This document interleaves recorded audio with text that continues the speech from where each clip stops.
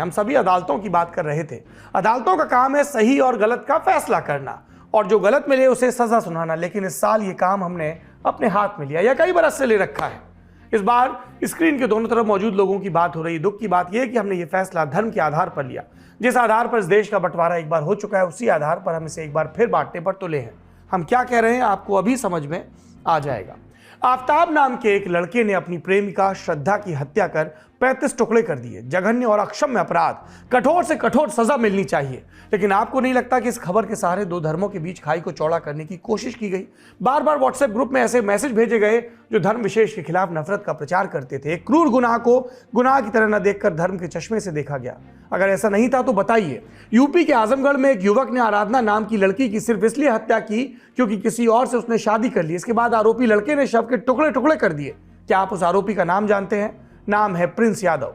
दिल्ली के पांडव नगर में अंजन दास को नशे की गोली खिलाकर हत्या की गई। शव के टुकड़े कर फ्रिज में रख दिए गए। क्या आपको इस केस के बारे में पता है? आरोपी उसका बेटा दीपक और पत्नी पूनम है। पर शायद इस पर इतना जोर नहीं दिया गया और तरजीह नहीं दी गई। वजह आप सोचिए। नवंबर के महीने में पश्चिम बंगाल के बरुईपुर में इंडियन नेवी के पूर्व अधिकारी उज्जवल चक्रवर्ती की हत्या हुई। शव को कई टुकड़ों में तोड़कर तालाब और जंगल में ठिकाने लगाया गया। आरोपी का नाम जानते हैं? उनकी पत्नी और बेटे ने ही हत्या को अंजाम दिया। लेकिन आपको व्हाट्सएप पर यह खबर नहीं भेजी गई, ना ही टीवी चैनलों पर घंटों की कवरेज हुई।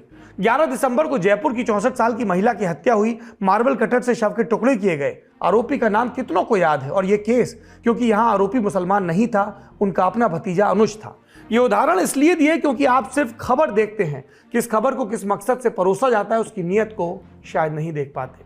हम ये कहते हैं कि अपराधी कोई भी हो उसे सजा भुगतनी ही होगी, लेकिन धर्म का जिक्र करके अपराध को उससे नत्थी करके ये कहां से सही हो सकता है? अपराधी हिंदू हो, मुसलमान हो, किसी भी धर्म का हो, सबके लिए आईपीसी के कानून में एक सी धाराएं हैं। जब कानून भेद नहीं करता तो हम आप ऐसा करने वाले कौन होते हैं? ये वो विषय हैं जिन पर देश में बहस हुई या होनी चाहिए थी। इसी के साथ हमारी ईयर एंडर सीरीज की बड़ी खबर श्रृंखला यहां पर खत्म होती है। सोमवार से फिर से बड़ी खबर में आपको दैनंदिन मसले मिलेंगे। हमारी कोशिश थी, लल्लन टॉप की ये कोशिश थी कि हम इन 5 खास एपिसोड्स में रिपोर्ट कार्ड में देश को बता सकें 365 दिन का जायजा, हमारा, आपका, हमारे मुल्क का, हमारी सरकार का, हमारी संस्थाओं का जायजा, क्योंकि आलोचना से परे कोई नहीं है और सुधार की गुंजाइश हमेशा रहती है।